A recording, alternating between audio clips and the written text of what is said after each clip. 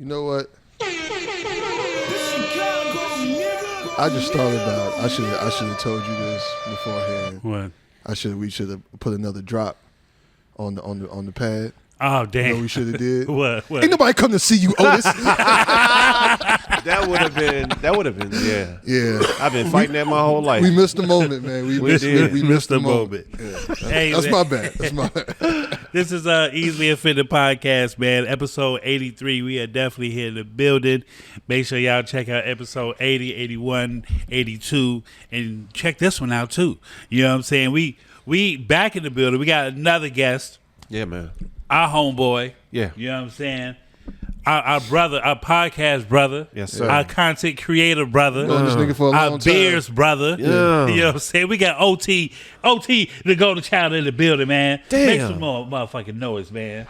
You know, I am at a point. I'm kind of like multifaceted and shit. Yeah, I do drink beer. I do have a podcast about beer and rap. And I do be rapping. And I do be You do be rapping. Damn. You be rapping. Rappity rap. Rappity rap. So in honor, since you're here, you know what I'm saying, of course, I had to pick up some beer. Yeah, man. And, of course, you know, we're going into October. I like that. So I go ahead and got the Revolution Octoberfest out. You know what I mean? So we're going to go ahead and take this. A smooth, toasty Steinlifter for fall. Excuse me. Yeah, man. Shout out to, I forget exactly the exact what made this beer, but it was some important guy in Germany. I forget. Long time ago. I'm going to mess it all up because that's how off of the beer world I've been. But forgot the exact reason for the whole Oktoberfest. But it's a celebratory beer. I forgot where it started from. But, yeah, all these Oktoberfests from me kicking off pretty soon. You know, all that kind of good stuff. Yeah. But one of my favorite beers, man. Cheers, man. Shout out to you. I need to pull up first. Yeah. Go ahead. I need to pull up, Preemptive cheers. Yeah, absolutely. It's okay. It's okay. Yeah, man. It's been pretty nuts. I tried it a couple of weeks ago. We had a show, Fab Tech, and one of the booths had ordered a whole fucking like 3 or 4 kegs of that shit. I was tapping that motherfucker. Yeah, That's so good, man. I gotta make sure it's good for the customers. Yeah, man. The clients will be getting happy if it's a flat beer. You know what I'm saying? Sweet caramel notes popping and all that kind of stuff. Yeah, man. Yeah, it's Sweet caramel notes. You know, man. Hey, multifaceted over here. You know. Yeah. Yeah, man. So we are back. You know what I'm saying? We've been away for a while. We've been in these streets. We've been outside. Like I know. the song, you know what I'm saying? So important to get outside and touch the people, man. I've been seeing. I know y'all was at the Fillmore joint. You know what I'm saying? Yeah, y'all was at the Little Brother joint. Well, you went to the Little Brother joint too, right? You went to that? So the Legend conversation. Yeah. Gotcha. I didn't go to the actual concert. Okay. Yeah. Yeah, I was. I had to choose between that and Fight. The fight. Goddamn Bud and Canelo. Crazy weekend, man. Yeah, and I had seen Little Brother so many times. Yeah. I got a chance to see them last year at One Music Fest. And I was able to go to Legend Conversation, see them there. Okay. Which was pretty cool. Shout out to DJ RTC for, Yeah, man. for Shout out the to invite, him. man. Yeah. That was real dope, man. It was very intimate setting. Shout out to Moore's Beer. Not Diddy intimate. Yeah. We just want to make sure we're clear. Yeah. We don't want nobody assuming things. Because motherfuckers be taking, you got to be really careful what the fuck you gotta say. You got to say exactly what the fuck you mean No nowadays. Yeah, so, we don't want no, don't take our shit, and we don't want to associate with nothing bad. We ain't, Right. We ain't, nobody named with a C can be said. We very positive people. Yeah, so. nigga. You better call Arlie. Right. You better say Arlie. Yeah, no. Don't even say that, nigga. Shut up. Don't say that shit. Yeah, man. So the Little Brother, man, it was dope, man. Yeah. I have a whole story. And I've been telling this story for like 2 weeks now. Yeah, I know this nigga. It's about this goddamn shirt. About this damn shirt that I haven't washed. It actually is cool though. So okay. I have a Little Brother shirt. Me, Rell, Said, and Mike. I think Marcus was that night too. The first Little Brother show? At the Double Door. I don't know. I don't remember. I know the 4 you mentioned was out. Maybe Marcus was there. I don't know. But yeah. So we saw them at the Double Door when they're listening back in What year was that? 03? Yeah, 03 Yeah, is the this list. is 03. Yeah. This is, and I mean, the double door been closed for how many fucking years now? Yeah. You know what I'm saying? One of my favorite menus. That's some fat nigga shit. One of my favorite venues. I really miss a double door. Yeah, man. So like I had got the T-shirt. My cousin Muhammad was doing these T-shirts, album covers. So I had the Stevie Wonder shirt on, and I took the shirt off for them niggas to sign the shirt. You know what I'm saying? So Ninth Wonder, Pooh and Fonte signed the shirt. About 10 years later, I see Ninth Wonder at Promontory. Yeah. I brought the T-shirt. Hey, I know you're not part of Little Brother anymore, but I would like for you to sign this shirt. He signed the shirt. Me and my lady, when we first started dating, we went to Denver, saw Little Brother. You got to sign the shirt. Yeah. So they was like, hey, sign the shirt. So this time, the legendary conversation, I hit Dave. Shout out to Dave Jeff. Hey, fam. I told him a story. He like, oh, man, that's crazy. You never washed it? I'm like, I can't wash the shirt. Yeah. Still got the burrito juice on the bottom. Like I had to stain on the food stain. Burrito juice. Yeah, because I think, you know what? If you go to Flash Taco Yeah, I'm afterwards, sure, yeah. We didn't know. It wasn't a burrito. It was, because we went to the, that was the first time I went to the spot y'all go to in Greek Town. Oh, Mr. Greek. Mr. Greek. Mr. Greek, we did. You go had to an Mr. E-roll. Greek. Nah, Chicken Philly. I had This Chicken probably Philly. Chicken. Okay. That's when they trash now. I don't know if Yeah. you've gone to Mr. Greek. No. Yeah, but now, back in the day, you ever been to Mr. Greek? It's on Halsted and Across the street from Jackson. TBK, right? Taco Burrito King one side. Yeah, yeah, exactly, yeah. Right. So the Chicken Philly used to be amazing. Amazing. It's just trash Huge. now. It used to be huge. It used to be like fucking this fucking big. Right. But But yeah, anyway, continue. Yeah, so I got the shirt signed, and what was dope was Fonte was like, bro, I remember you. Wow. This how fan how I am. I emailed them when the tour first hit. I emailed them. This tour? Yeah, and then I emailed them again. I emailed them like 3 times. Shoot your shot. The third time I sent the pictures like, yo, no, this is not for fake. This is getting real standish here. But Fonte was like, bro, this is so dope. I know you got my last three letters. I'm sorry. So I wrote the address on it perfectly. he was like, cool, I signed it. He signed it. So, goddamn bikers. So that was cool, man. And they was super chill, bro. Yeah. Yeah. Like it was only like maybe like 50 people there. Uh-huh. You know what I'm saying? They gave out a nice little gift bag, T-shirts. Yeah, gift bag was really nice, actually. Yeah, like I got a rolling tray, some weed out of there, some gummies. It was yeah. T-shirts, these nice legend man. conversation. We did not plan this. No. It was weed in a gift bag? It was weed in the gift bag. It was a pre-roll and gummies in that motherfucker. Yeah. Wow. Yeah. No, it was nice. Yeah, they had food. They had food in that bitch. It was free liquor. They had Johnny Walker. Johnny Walker and Tito's. Yeah. Sponsored by Tito's and Johnny Walker. Yeah, man. No, it was a high quality event. I was very happy to be in the building. Yeah. Then we went out to Revolver and kicked it with J. Ill and DJ Torre for a little while. Yeah. Just for a while. Just for a little bit. It's different, man. Because you go in there, sometimes it be hit and miss. Yeah. And sometimes it be like, a lot of motherfuckers in there in their late 30s, early 40s. Yeah. And sometimes you go in there, and it's motherfuckers like in their 20s. And it's just like, Yeah. I hate feeling like the old nigga. Yeah. Because, all the old niggas, we all sit to the side. Right. Yeah. Everybody. Yeah, all the old niggas is by the up in the DJ way. booth with their drink just looking like these Watching. little Yeah. motherfuckers. Yeah. They ain't living their life. Look, Right. Look at them on their phone. they just living their life. Yeah, that's their 4th shot. I wonder who driving out that Remember when we used to do that? Remember we come in there and start out night taking 4 shots? Remember we used to do that shit? quick? Man, take 4 shots and night over. Yeah. Night is over. But yeah, man, so we've been outside a lot, man. Just wrapping up the summer, man. Yeah, I think I don't think I have any concerts that I want to see other than Benny the Butcher. One of our homeboys, Kev, you know what I'm saying, he put me on to all the Benny Butcher's artists. He was like, bro, no, you got to check this dude. Yeah. And they, kind of think about it, like they just, at first when they started launching, like, each one of them had their own label Yeah. and had people underneath them, I was like, all right, I'm still gonna listen to Benny and Conway and Westside first. Yeah. But then I was like, oh shit, Bodie James is pretty dope. And this dude's pretty dope. And then this dude's pretty dope. Stove God. I'm just saying, Stove God got to be the chorus maker of the year. Yeah. Yeah, that nigga turned into the new Nate Dogg. and shit. For real, right? Yeah. Out of nowhere. Right. Yeah, but yeah, man. So that's been up, man. What you been up to, man? Man, bro. Dad life over here, you know what I'm saying? Yeah. Sports kicking back off and all that kind of good stuff. You had a listening party. I did, man. The unforgettable second listen. A couple weeks back. Shout out to Rell. He came through.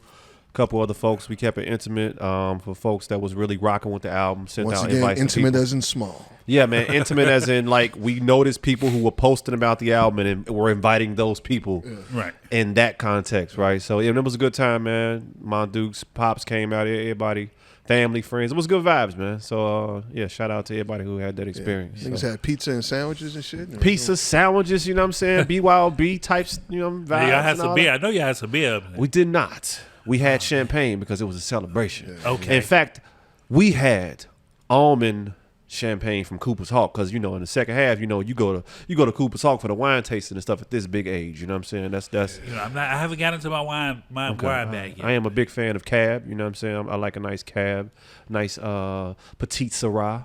Okay. Nobody under 30 is gonna know what's happening right now. Maybe, I don't know. No, they gonna be like, what? They nigga drinking wine? Man, bro. Is it Taylor Port? Hey, that was a whole weird little thing when that port wine became all big for a second. That was so fucking strange because that's actually really cheap. Yeah. Yeah, I mean, off of the. I mean, before that, it was the $3 bottles of wine that you get from Whole Foods. Yeah. That Chardonnay, like. Right. I used to see women just with bundles of that shit.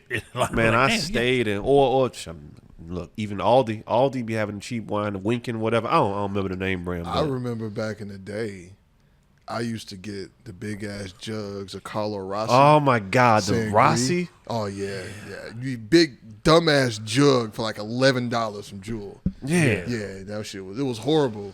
Like, but it was very awkward to pour. You had that small ass stout. Yeah. You got to lift the whole thing. Big body jug having. Oh, yeah. You some girl was like, yeah, I want some wine. Oh, I got some wine. You pour this big ass jug out. Got this Rossi. Try to pour it into the red cup because we ain't got wine glasses. No. At a young age, we had wine glasses. Red cup everything. Red cup everything. Hey, them hoes were drinking that shit too. Man. Absolutely. Or the box wine. What was I'm sorry. The young ladies. Yeah. Yeah, but you got to watch what you say nowadays. Yeah, I'm gotta sorry. watch what you say. The young ladies. Yeah. We don't want to piss nobody off. Nah, I'm not a chauvinist. I am not a male supremacist. You know what I'm saying? Right. It's a whole new time. Yeah. It really is. It's a whole new time, bro. Say what that nigga Paul Mooney say. They'll fix you. They'll take your show, nigga. Man, they like we was just talking about. They took Don't Call Me White Girl. Don't Call Me White Girl. They snatched it. She like YouTube was like, what podcast? Yeah. Like, snatch it. Wild times. And now she's on Joe Budden. Yeah. I think he put her on there. He's like, this is gonna be our new rotating host. How many fucking couches they got, nigga? Because it's got to be about 8 niggas on the Joe Budden podcast. So Melissa Ford is out. I think she had like she's still part of the pod, but I think she had like some medical shit. She's been in the hospital, and then she was shooting a movie, so she had took time off. Okay. So you got Lamont Hill, Right. Ice, Ish, Flip, and Joe Budden. Right. And then you'll have Amani will sit in, and then Don't Call Me White Girl. So usually if Amani's not there, they'll have me Don't Call Me White Girl. So and Parks. Can't forget about Parks. Yeah. But she is funny though. White girl. I mean, she is. I forget her actual name, but she's pretty hilarious. Yeah, she is. Yeah, she is. I was actually shocked. But I was, when I heard the news of hers, and I want to put this out there, and something goes wrong with that brother's podcast. But Deante, him and Amanda Seals, that episode, shout out. I didn't watch it. You talked to Deante Kyle. I rock with him, man. Yeah. Nah, he be on point.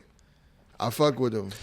If you see my submission for New Music Monday, pick that up, bro. Hey, Deante, nigga, you want Deante? to say his name right? Deante Kyle. Grits and Eggs, and I hit you on Instagram. Open the message, bro. I rock with your pod. Yeah. And I think you would like some of the music. So he hot as fish grease right now, but that don't mean. But that's all the more reason. I know you'd have to go through all those other shots that been shot for whatever reason. Yeah. But I appreciate the good brother, man. I didn't watch the episode of Amanda Seals. Yeah, I haven't. Yep. I like Amanda Seals. Yeah. But sometimes she does a little too much for my. but for the most, I feel like she's a lot better now. Yeah. Sometimes the way so in terms of her, she's brilliant. Amanda Seals is so fucking smart. Yeah. She be on point a lot with what she says. Sometimes I get the damn it, it can't always be everybody else vibe from her. Yeah. Because she be having problems with people a lot. Yeah. You know what I'm saying? It's just like, bro, it can't always be everybody else. But I don't know her personally. This is just my judgment from, I'm sure in person she's a one. Like I said, she's brilliant. I would love to have a conversation with her. Oh yeah. Like she is really fucking smart. I like super talented. I like that when they had that YouTube, it's a show or whatever, where they have somebody sit. Oh yeah, when the conservatives. Oh, that was, bro, the black conservative episode. That was painful, man. I've that type of style thing is cool, but shout out to this dude named FD Signifier. The debate type thing that be going on. Do anybody change? Does anybody leave the room with a different opinion? I'm hopefully it has happened, because I feel like that's the point.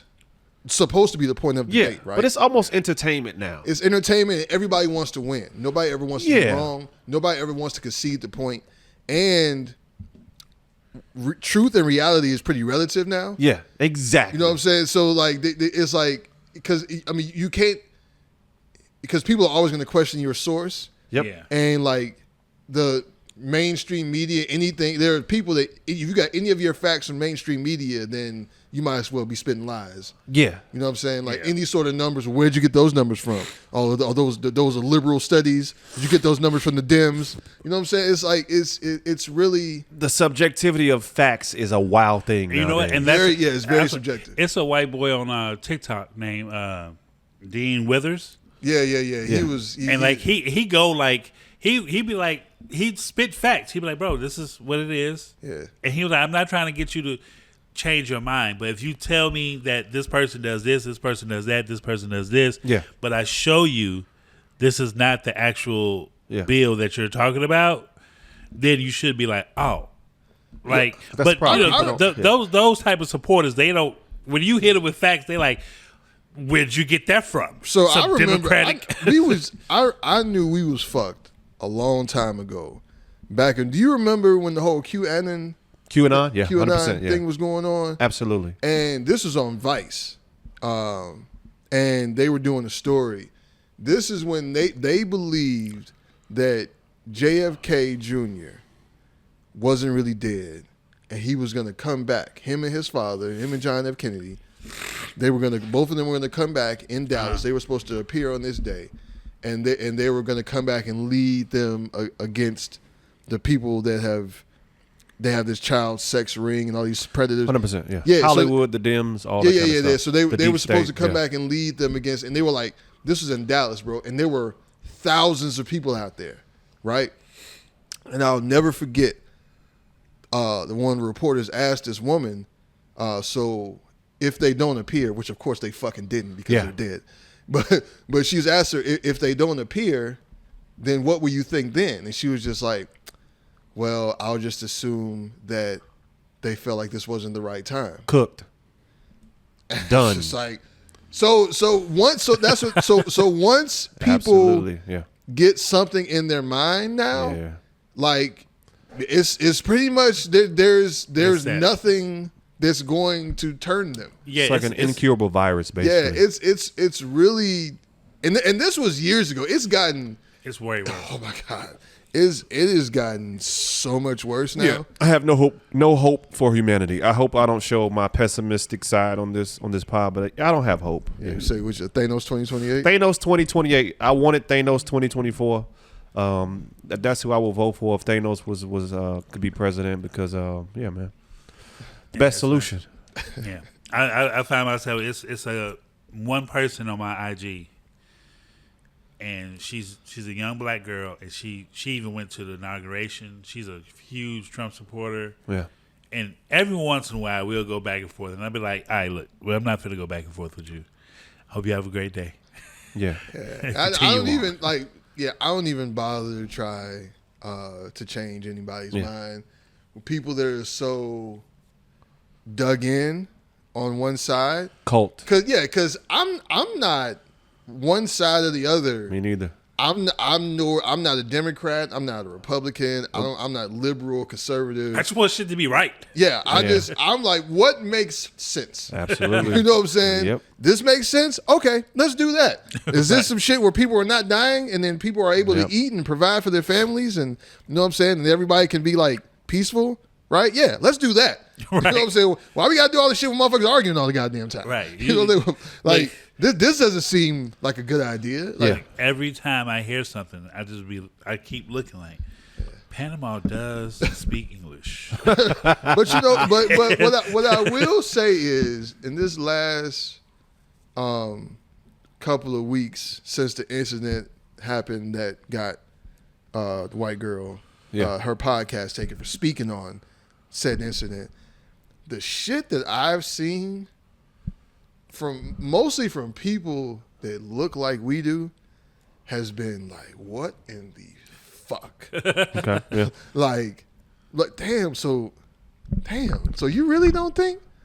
And like I said, and that's the crazy thing is, bro, I feel like we should feel like we could talk about this freely, but right now, we don't. Yeah.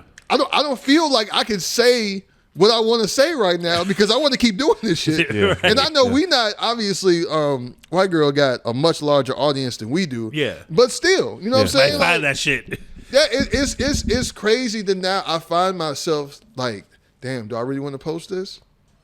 You know what I'm saying? Yeah. Like, it's and that's not good for anybody. 100%. Like, no side. That's not. If we got to really sit back and think and question about what we can talk about in terms of current events and what's happening in this country, that's not a good place to be, man. So yeah. I know we didn't come here to talk about that though. So. No, we good, man. But you know who my favorite person is? Who's that? He's a dog. He's a pig. He's a con, a bullshit artist, a mutt who doesn't know what he's talking about. This is Robert De Niro? Yeah, this is Robert De Niro. Doesn't care.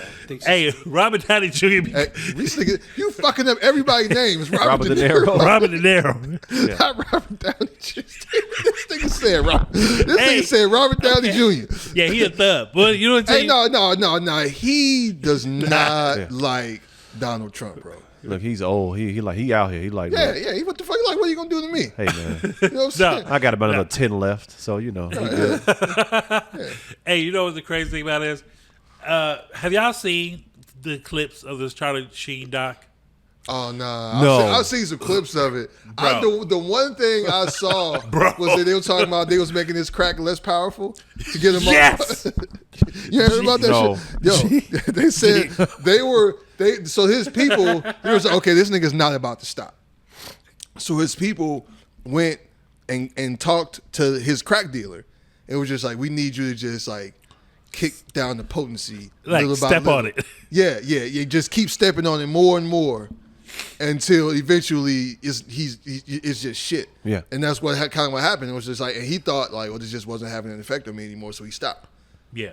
It took him a year and a half. You know what's wild about him? So every once in a while, I'll still check for JRE. He's also gone a little bit, you know, whatever. Yeah. Depending upon the guests. Right. I'm an old school JRE type guy as to where I used to listen based upon the guests and the conversation. It's funny because people used to consider him to be liberal. Yeah, well, he probably himself also used to consider, I don't know what the fuck. But every once in a while, I'll check based upon, this person, I like them, so I want to hear what they got to say. So, Charlie Sheen. So what happened with him, you know, the first time he ever did crack, did it while he was getting some head. And he been trying to chase that high forever. Yeah, that was the first time he did. How about that story? Yeah. And he said how about that? You know what's fucked up? That's a high he cannot. You know what's fucked up? When you said that shit, oh yeah, I get it. Like, damn, I should have tried that shit. There you go. No, but that's obviously I'm just. But like the we're talking about the Charlie Sheen documentary on Netflix, and I watched it twice. because I had to like process what I watched the first time. Yeah. I had to rethink about all the shit that he's went through. He starts off the documentary after he had got married to one of his wives. They're on a plane. They wouldn't see it eye to eye. They had a bad argument. And he like, I'm already like 4 shots in. Yeah. And this wasn't doing nothing. So he like, I get up and I walk to where the stewardess has the bottles. And he like, and I just started opening up bottles and just downing them. Yeah. What the fuck I'm gonna do? What the fuck they gonna do? I'm Charlie Sheen. The co-captain was like, do you want to meet the pilot? He said, yeah, sure. Let's meet the pilot. They opened up the cockpit. And the pilot was like, can we take a picture? He like, sure, but will really be cool if I wear your hat while we take the picture. Yeah. And he said, all right, cool. Yeah, it's Charlie Sheen. He like, matter of fact, let me wear the jacket too. He puts the jacket on. They take the picture. And he like, you know what would really be cool? If I could sit in your seat and you take the picture while I'm pretending to fly the plane. Oh, my God. Yeah. And they said, sure. This man is 10 shots in. Yeah. He is behind. He's driving the plane. Illegal as fuck. An aircraft. Illegal as fuck. The dude was like, oh, don't worry about it. Charlie's driving. And he's like, who's Charlie? He's like, that's the automatic driver. He's like, oh, that's no fun. He was like, Oh, my God. click. He turns it off. And now Charlie Sheen is 10 shots in, 400 passengers, and he is flying this plane. And he said, I gently just moved it to the side. Wild. Moved it back Now to I got to the check side. this out. Damn. And then he said, I guess they realized this could go the wrong way, and they put the autopilot back on. Yeah, motherfucker. That's crazy. You got drunk ass Charlie Sheen flying this plane. With 400 people. And just think about it. Think about the person that was on that plane that heard this story for the first time. Yeah. It'd be like, what? Yeah. This thing was flying. My life was in the hands of Charlie Sheen. Charlie motherfucking Sheen. Tiger Blood, nigga. You remember that shit? Yes. He was doing on the wild ass interviews. Yeah. Oh my God, bro. The documentary is a must watch. It is completely insane. Was that you that just said? Was that you that said you didn't know him and Emilio Estevez was brothers? I did not know. So they Mexican. Yeah. I did not know that. They changed their name. Emilio Estevez. Shout out to Young Guns 1 was a great movie. Young Guns. Yeah. Yeah, you don't really see Emilio Estevez. But they had Charlie Sheen and Emilio Estevez had a movie together called Men at Work. Yes. Y'all remember that shit? He yes. played in a lot of movies with his dad. Martin Sheen. Yeah. Martin Yeah, Sheen, yeah. But they Mexican. Yeah, I didn't ever know that. But I gotta give a shout out to his dad. His dad was a stand-up dude. No matter how bad he fucked up, his dad was always there. Yeah. He wasn't in the Netflix thing. He was like, he refused to speak on it because he's like, I'm there in other ways. Is Martin Sheen still alive? I thought Martin I'm not sure. I don't know. I thought Martin Sheen passed. I didn't see the RIP when it. Let me. I believe he still is. Yeah. I think so. You know, maybe like because I'll be. Oh yeah, he's definitely very much alive. Yeah. Yeah, he's 85 years old. That Charlie Sheen doc was wild, bro. I was just like, this is crazy. Like, how much cocaine? He said he was killing 7 grams. And they interviewed A day? him. Like, yes. Like, it just 7 grams a day, G. dog. G. That's a lot of That's fucking. a lot. I don't know. It's coke. Not crack. The coke. No, Like, shit, yeah, I know what you're talking about, nigga. Right. 7 grams of cocaine, Yes, nigga. bro. That's a lot. His drug dealer's on there. His drug dealer was like, when he got out of rehab, he got my number from a friend. He called me, and he said, hey, this is Charlie Sheen. He's like, man, get the fuck out of here. Hung up the phone. Calls back. Then he was like, oh, okay. All right. He figured out it was really Charlie Sheen. And he was like, I was with him every day since then. For like, it's been about 7 years. He like, I was making $15,000 a week off of just him. That's crazy. Like, he was go on these binges and would just be in the crib for like 2 weeks. Yeah. Just binged out. Ordering hookers. Oh, wait. Oh, this is the other part. Okay. So, spoiler alert. Look. So, it's a young lady in there. He said he goes to this bar in Hollywood. He goes upstairs. He says, this bar just had a ton of beautiful women. Yeah. But they was all surrounded by this one young lady. So he talked to this girl, and I was like, hey, let's just get out of here. She was like, well, this where it becomes tricky. I need to holler at my person before I go. Yeah. She's like, you with your mom or something? She's like, nah. So then he put 2 and 2 together. He was her client for at least about 5 or 6 years. Okay. What caught him up was he didn't have no cash on him one time. So he back in the day they used to do traveler's checks. Mm-hmm. He did a traveler's check on him. And I forgot exactly what happened or how they found the traveler's check, but they traced it back to Charlie Sheen. Okay. So they had Charlie Sheen in the interrogation room, and they was like, look, this can go 2 ways. Either you go this way, you plead guilty. Yeah.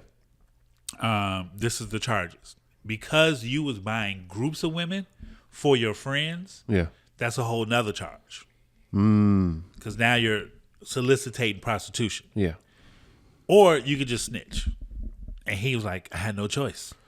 Yeah. And then when he said had no choice, the madam, she popped up, she like, that motherfucker had a choice. That blue bitch ass motherfucker. He didn't have to mention my name. I did 7 years. 7 years for this motherfucker. She like, all he had to do was take the rap. You know how many people that did business with me that got stopped and they just played guilty because they was famous and just paid off whatever? Yeah. She's like, no, but not him.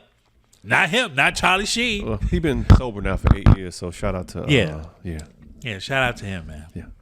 Oh, There's man. a path to redemption, I guess. I don't know, maybe if he can get hired again at some point, but it's been a while. Yeah, it's been a while. Right. And just a quick sidebar. I forgot we mentioned Emilio Estevez. He was one of my favorite movies of all time. I don't even know how I forgot this. What? Fucking Breakfast Club.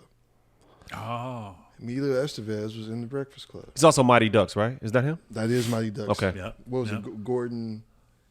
And he was in this movie called Loaded Weapon. I don't know if y'all remember Loaded Weapon. I remember that a little bit. That was back. It was kind of like in the when the Naked Gun type spoof movie. Yeah. Yes. Just like just how Charlie Sheen was in Hot Shots. Yeah. Then Loaded, yeah. So Loaded Weapon was kind of like a Lethal Weapon cop buddy movie spoof. Yeah. Yeah. I remember that. So, Man, but anyway, yeah. We've been having a lot of great music.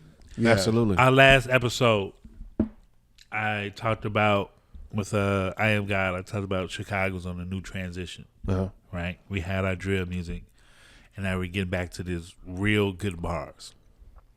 You dropped the album, how long has it been? Like 3 weeks ago? Dropped August 23rd, so about almost a month ago. Almost a month. You dropped this album, and I was like, all right, cool. Check it out. I got in the car. I played it. I was just like, Yeah. damn.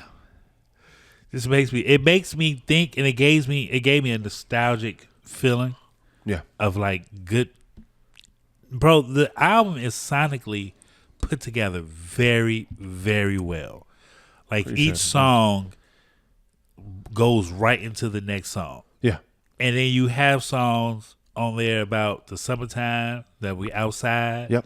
You got the song where you make men actually think about, I think this is one of your favorite joints on the album, I think. In the words, gotta get out the given way. Yeah. Yeah. That's the last song on the album. That shit is that's 100%, that's my shit. That's Like what was the process? Like when did you start working on this album? I started working on the album in 2019. So I put out an album called Pop's Playlist in 2019, March of 2019, which was loosely based upon just me and my dad collecting songs over the years. Uh-huh. He would send me like jazz instrumental, funk instrumentals, all kinds of instrumentals. And one day I'm like, you know what? I was in the car freestyling, whatever. I'm like, nah, I'm about to just like chop up these instrumentals, sample it myself, and just put out an album. So I did that in 2019 and immediately got to working on this one. But throughout the pandemic, you know what I'm saying, things stalled and whatnot. And I kind of got in my own way a little bit, speaking to the last song on the album, overthinking processes, wanting to try to get this perfect and all that kind of stuff. So I started the project in about 2019, 2020 during the pandemic. And I just wanted to create something that was like the album is called The Second Half because it's speaking about us as grown men, you know. And I kind of had went through this like spiritual transition, you know. It was a point in life I didn't really know what I believed anymore. The first guy that's on the album is Richard Rohr. He's this Franciscan priest that has this concept of how life is in boxes, which is first box order, second box disorder, and then the second half is kind of like reorder. Okay. Like at a certain point, the first box don't fit no more. Something happens, death, you know, parent, spiritual crisis, whatever, loss of a loved one, something happens that rocks you. Right. You know, we heard the whole term midlife crisis or whatever, right? Yeah. You sit in this box of disorder of, you know, thinking about the first half, you know, how things were, but you got to transition, right? And that's the second half, kind of reorder, like getting your life together. A lot of people would find this through therapy or whatever the case may be, you know. That's kind of the concept of the album, but 2020 is when I started working on it. I started back listening to the album early this year, and it was all, y'all ever read The Alchemist? Yeah, it was one of my favorite books. Yeah, and the whole story, like that shit was already there the whole time. It's all so the story. It ended up being about the journey. Yeah. Yeah. So I thought throughout the whole process, I'm overthinking it, and the album kind of stalled. And then earlier this year, I was listening to the album like, nigga, this shit done already. I'm like, you got like 3 more songs to record. Yeah. And if these joints is good and they perfect, and I recorded I recorded N-Words in their own way, Love Yourself, and it was I Know. And when I recorded them 3 songs and put them bitches in, I'm like, nah, this it. And I called Sparks like, hey, this album coming out this year. Shit finna happen. Okay. Yeah. And that's why it's called the Unforgettable Second Half. It was originally called the Second Half. It's called the Unforgettable Second Half because I started working on it a while ago and kind of put it to the side, but bitch, we here, basically. You know what I'm saying? Like, yeah, so, yeah. We here. Yeah. So I appreciated the content, first off. Yeah. Very, very relatable, very down to earth. Yeah. It's not something that I feel like this is something that regardless of where you come from, whatever walk of life, you know, wherever you identify, I think that there's something on this album that you can relate to, that can speak to some part of you, some part of your journey. Yeah. So I just, in terms of like, so I know we talked about like, you know, when you started, how long it took you to finish it. So you had this light bulb moment. Yeah. Right? You were just, okay, this is done. I'm going to just do these last 3. Yeah. But specifically those last 3, like, so how did that come? Like, did that come quick? Did it take you a minute? It came, it was pretty fast, man. N-Words in their own way and Love Yourself. Love Yourself was the last song. N-Words in their own way was like, yo, when I recorded that shit, I was like, yeah, I'm like, no, this is the last song on the album. You know what I'm saying? This is going to be it. Funny thing, that's produced by Sparks. Love Yourself, I recorded that and I sent it to Kamal because Kamal also made like 5 joints on the album. Right. And I was like, Kamal, I think I'm going to put Love Yourself last, but he hadn't heard N-Words. So I sent it to him. He was like, fam, N-Words in their own way is the last song on this fucking album. Like, you know what I'm saying? But once I recorded that, Love Yourself and I Know, I'm like, nah, I think this is it. And I've always been good because I'm a content creator as well now. I consume music, so I kind of know how to put shit together. Right. Once I recorded those last 3 and I listened to them, I'm like, nah, I know this finna go here, this gonna go here. I started adding certain things to make it fit, like certain talks that are on the album, all that kind of stuff to kind of bring it all together. So it was like, yeah, man. And then I'm like, all right, I got to get back out here. I ain't put nothing out in a long time. What I'm finna do? That's when the whole Coffee Sunday thing came up. I'm like, nah, I'm about to, coffee is conversational. I'm about to just make coffee in the morning, drop bars over a beat, record that shit. Which is really dope. You sitting in your rocking chair and shit. Yeah, right. Put that shit out. It sets the tone. Yeah, it does. It sets the tone because I'm sitting. This grown man rap. I'm sitting there chilling on my couch on Instagram, watching it while I drank coffee. Exactly, yeah. And that was the whole thing. Yeah. Like it was so original. And I passed it like, yo, bro, y'all niggas gotta check this shit out, bro. Yeah. I mean, the album is, to me, it's flawless. Appreciate it, man. It's like a flawless piece of work. And I mean, Pop's playlist was dope to me, but when I heard this, it was just, every song was just perfect. Yeah. Lined up. Like, When you hit with the, I know what. That's like the third track, right? Yeah, that is 1, 2, 3. That's 4. Yeah, because you got the intro, which is kind of like a song, but then you got the Boogeyman Ain't Real, and then you got Don't Wait For It. Then you got I know it's 4. Yep. Yeah, I know it's 4. So it's like that's when the album picks up. Yeah, Right. It's like, oh, okay, cool. Yeah. I'm vibing. Yeah. And then you go to Traumatize. Yeah, Be a Man. that's my shit. I would say that's another one of my favorite songs that I kind of wanted to ask you about. What was the inspiration behind that song in particular? The conversation happening, and like I said, I was writing these songs throughout the pandemic. I think it was the conversation of toxic masculinity, and everybody talking about male masculinity is toxic and all this shit. Right. And I don't really like preaching to people. I don't want to tell you how to think or what to think. I am very intentional with my writing. I'm very thoughtful. Right. So I kind of wanted to just expound upon, okay, if toxic masculinity is a real thing, okay, how do we get there? Like, what creates whatever this thing is? And it's like, I just wanted to expound on that. Like, motherfuckers grow up messed up. We grow up, like rappers be people daddies. You know what I'm saying? Yeah. You grow up listening to somebody talk about bitches and hoes. And that's not a fault of the rappers because they giving their experience. But if that's your dad or what you grew up listening to, then you're gonna come out a certain way. If you grow up and the toughest dude in the community is respected, well, that's how you gon'. You know what I'm saying? If the dude on the block got all the girls, and that marker of him having a lot of women is cool, well, guess what you gonna do? Yeah, it's whatever you look up to. So, but at a certain point, as men, we kind of. I don't know. Like I feel like we kind of mask a lot of stuff as we get older. We kind of recognize in that second half that this ain't really it. You know what I'm saying? But we still put on the facade of what's cool and whatnot. But really, we haven't worked on ourselves or whatever the case may be to get to that next level. So yeah. Well, I mean, in our age range, it is like, to me, and I believe a lot of people believe this too. That is it's the most difficult times to be a man and be in your 40s, right? Because then you have to think about your parents, you know what I'm saying? Yeah. God forbid, anything happens to anybody's parents at this table, but those things occur. Yeah. Aunties, uncles, you lose friends. Yeah. You know what I'm saying? Like, the 40s is and then also you realize that, okay, when do I really want to retire? Yeah. Do I have enough money to retire? Oh, that's a whole other. You know what I'm saying? Life insurance. Those are those whole other motherfucking conversation. Those realizations is what kind of put you into that disorder. Like, more recognizing that you're not going to be here forever, seeing mortality really rocks you. You know what I'm saying? The whole concept of a midlife crisis is recognizing, damn, one day I'm gonna die. Yeah, realizing that you might have more time behind you than you do in front of you. Yeah. I had those realizations. Like, I think the first road trip I took with my dad as a grown up, and I was sitting there like watching his mannerisms. Yeah. And then I would catch myself doing the same mannerisms. Like, we joked about it one day. I was like, bro, like, I can't sit still. Like, even on my off day, I have to go out and do something. Yeah. You know what I'm saying? I get me 30 minutes at Home Depot doing a goddamn thing.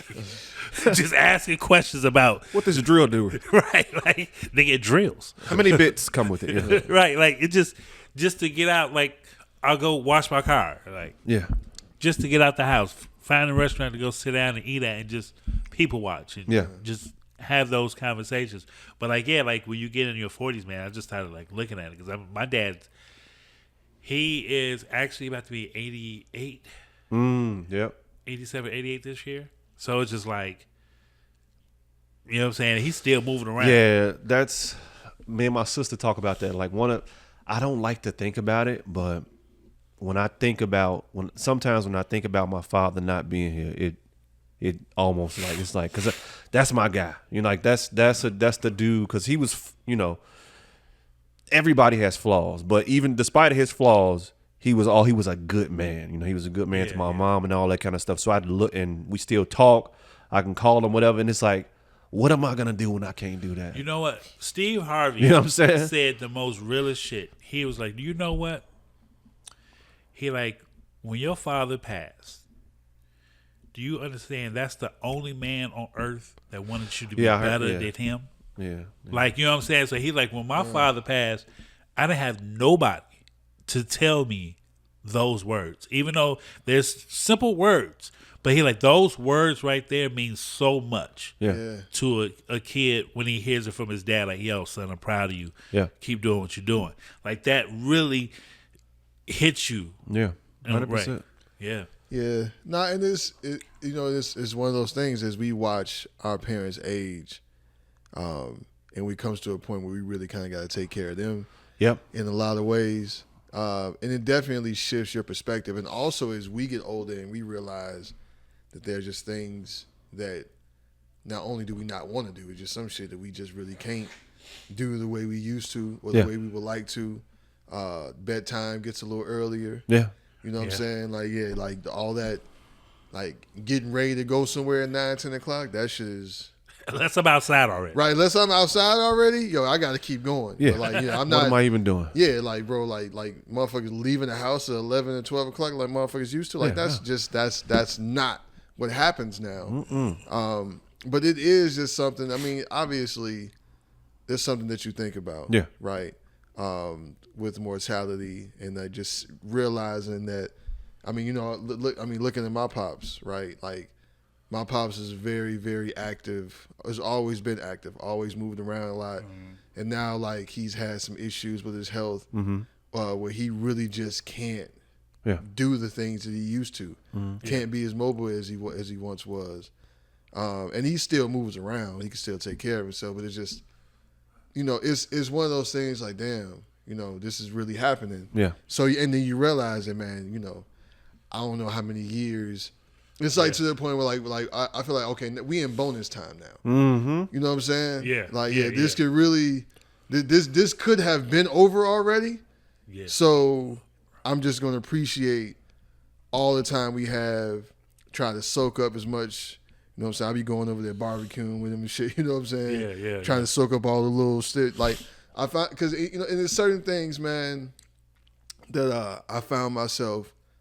It's almost like the Mr. Miyagi effect, like things that he had me doing when I was a kid. Yeah. And I didn't even really realize, and I was soaking it up as much as I did till I got older, and I had to start doing shit myself. Yeah. Even when it comes to like something as small as like mounting a TV. Yeah. You know what I'm saying? Like I take for granted like how many motherfuckers don't even know how to use a drill. Yeah. You know what I'm saying? Yeah. Don't know what a level is. Don't know how to read a tape measure. Yeah. You know what I'm saying? Like, and this is all shit that like my pops like gave me. Yeah. And I used to like when I was a kid, because my pops we used to call this nigga Bob the Builder. Well, actually, Your dad is Bob the Builder, bro. No, but Nigga built the deck. but before we built the deck, nigga. That's Yeah. but mostly him, obviously. But even before Bob the Builder, the old school shit, we used to call him the Black Bob Vila. Remember this old house? Yeah. Uh-huh. You know what I'm saying? We used to call him the Black Bob Vila, man. And he would be building decks for people all that was like a side hustle making money. Yeah. And we was his workers, me and my brother. You Yeah. know what I'm saying? And it was one of those things that, bro, like if he had a project, then he would go to work in the morning, and it would be like summertime. And, we out of school. Yeah. And my pops would get home like 2:30, 3 o'clock, and we had to make sure we was there when he got there, because we going right back out. Yeah. And we going to work till sundown. It don't get dark until 9 o'clock. Yeah. And we out there till sundown. You know what I'm saying? Working on there. And then on the weekends, and then Saturday morning, we outside with the sun. As soon as the sun is up, nigga, we outside, and we out there all motherfucking day. Yeah. You know what I'm saying? Until the sun, literally working sun up, sundown. Yeah. And it was not my favorite thing to do. Yeah. He used to pay us at the end, which was always cool. You know what I'm saying? Yeah. He used to give us a little bit of, not a whole lot, but for a shorty. Yeah. I mean, shit. In like this like 1996, you give me $50. Yeah. I'm rich. I'm Oh, off. absolutely. You know what I'm saying? They go off and they Yeah. go out. You know what I'm saying? Like, nigga, 100%. I can give me a nick. You know what I mean? Absolutely. Yeah. You know what I'm saying? Still got money left, but Yeah. but so much of that stuff, like in terms of like work ethic, Yeah. and just all those little tricks and stuff that you don't even realize that's what you're getting. Yeah.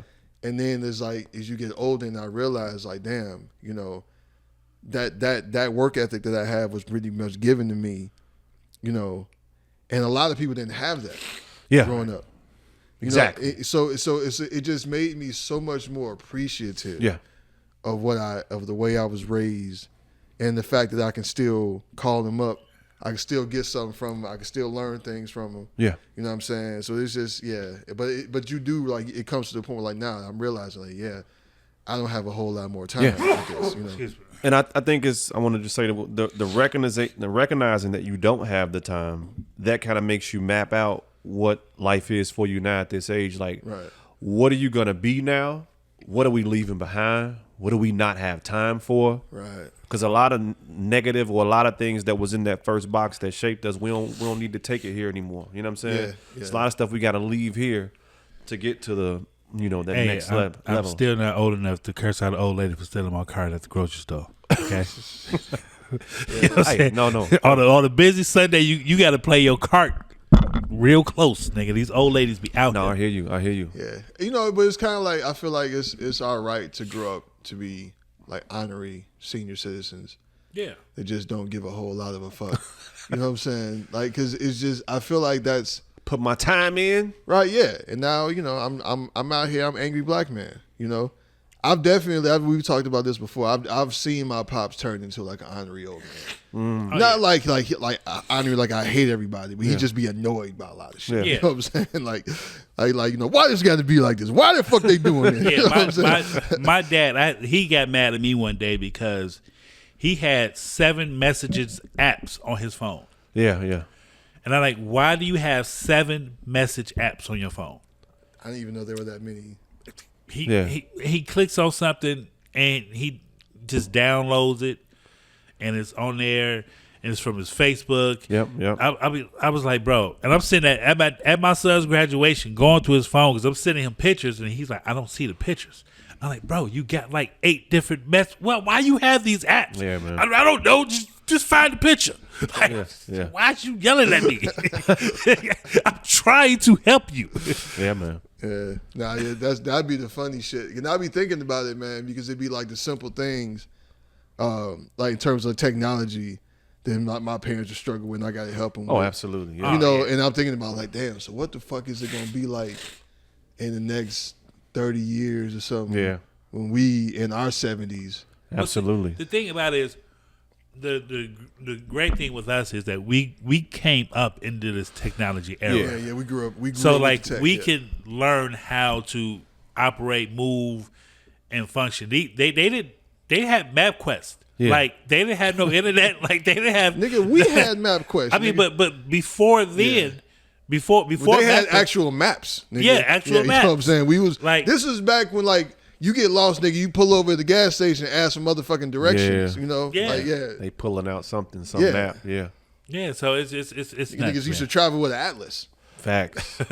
You talked about that on the album. Yeah, I did. Ain't no Google Maps. You short if you miss your exit. Yeah, man. That was. I'm talking about leaving the club or whatever the case may be, or going to the club in the early 2000s. So yeah. And like where you stay at again? Yeah, man. That would be crazy, bro. Like going to MapQuest, typing in the address, and then printing out directions. You print it out, yeah. You sitting there with pages, depending on how long it was. Crazy. It's in the passenger seat. You like this. Crazy. Yeah. That's exit. Okay, let me get that exit right there. No, but it's funny now because it's like, damn, like we really used to get around without all of this shit. Oh yeah, absolutely. Yeah. So and now now we all fucking. Yeah, we old outside. Like we old. We take naps. Like any event that you hear us talk about, bro.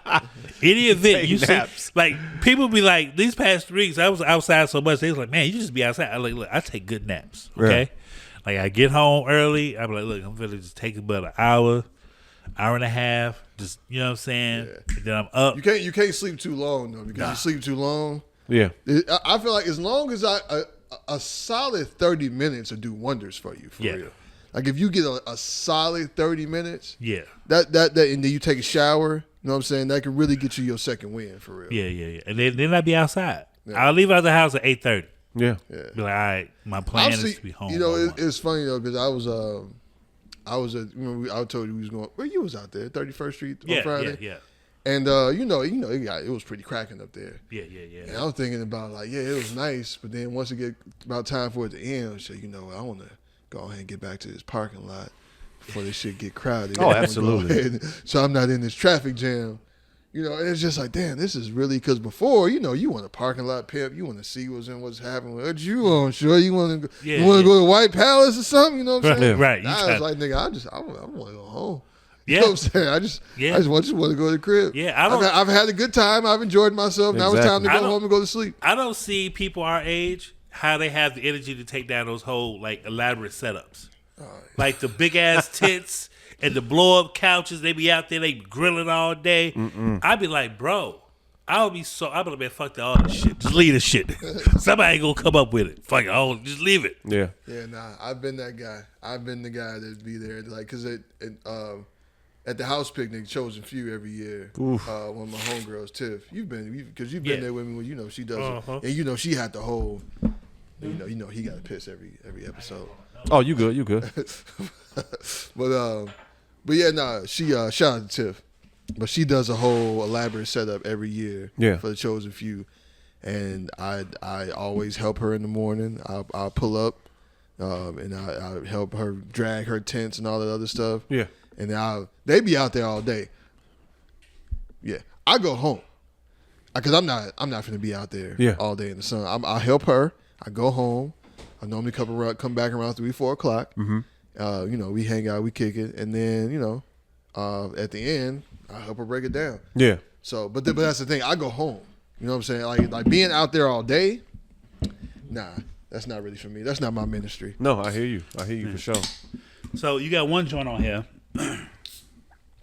The Black Love joint. Black Love. And I love that joint is because you love Black Love. I love Black Love. It reminds me of it reminded me of like a LL Cool J love story type vibe, but it was like the truth. Like, you know what I'm saying? Like, I'm glad you caught that. Yeah. You know what I'm saying? Like it's like I'm married. Like this is I know you may hate me for about a week, but at the end of the day, I'm still gonna get you your favorite food. Yeah. And you've been married for a while. I've been married for 15 years going on 15 years next year. Yeah, man, it's a lot of the everything I do, and this is one of the reasons why it takes so long for albums for me, and I hope the next one don't take this fucking long. I'm getting too old. But the intentionality behind things and just like the thoughtful process. Like, I don't really want to make a love song. Cause what it is like the comments made me make that song. I'm so tired of black men and women fucking arguing all day on the internet about stupid shit like 50-50. Shut up. I can hear the disdain in your voice. Shut the fuck up. Yeah, I agree. I wholeheartedly agree. Like, and it's like, it's almost now it's become entertainment, right? So now we have like podcasts and whatnot where we'll intentionally invite a certain amount of men and women, like some 20v1, but only within our space type stuff. And the people that are going to be on one side or the other. You bring people on that are probably going to clash. Yeah. And it becomes about clickbait. People want the views. People want the traffic. People want the engagement. Exactly. Right. And like it's funny because at the beginning there's a clip. I caught that clip. I made the song like 2 years ago, but like about 2 months ago, I heard that guy you sitting up here giving some money to a Patreon for people who don't know what they like. I'm like, that shit funny as hell. So I'm throwing that shit at the beginning. I'm putting this shit at the beginning of the song. Yeah. And then the end of it, I was serious. Like, I be pissed at Black Love. All we do is fight who wrong or right, who got it harder. Like, nigga, if we don't, how we gonna survive if we not coming together and trying to, have good relationships or whatever the case may be, man. Well, the people that society or the world dictate what you do in your household. Like, exactly what goes on in your household. I know plenty of brothers out here that's 50-50 with their wife, their longtime spouse. Hey, newsflash, most motherfuckers, like, I'm sorry, I didn't mean to cut you off. Yeah. But they be into that zone because they looking like, all right, this is our bills for this month. All right, boom, boom. You pay this, I pay this, I pay that. Boom, we still got money that we both didn't spend from our paycheck. So boom, that new stuff for the house, or you want to go on a trip next year. All right, cool. Boom, stuff for the kids. Boom, it's right there. Like it evens out perfectly. Yeah. So it's like people be like, oh, is that the no.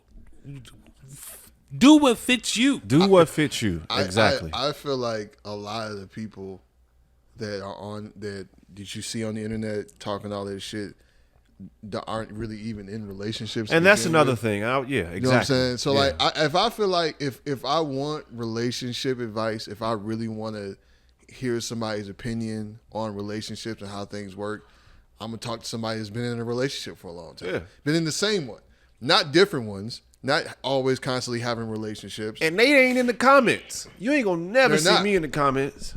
I ain't finna be arguing with you niggas all day back and forth about something silly. Yeah, and even because, so Y'all done got me riled up. You see what y'all do on this goddamn subject? Go ahead. No, I'm sorry. But And that's why I labeled it the same way with the 3-4 question marks behind whatever. But yeah, go ahead. Yeah. because I feel your frustration, because you've been married for a while. I have never been married, right? But I also don't talk shit about relationships on the internet. I don't give people relationship advice, nigga, because I don't know. You know what I'm saying? I have not figured this shit out yet for myself. So, it's been plenty of time like, Rell, what do you think I should do? What you feel like doing? right. And you know what it is?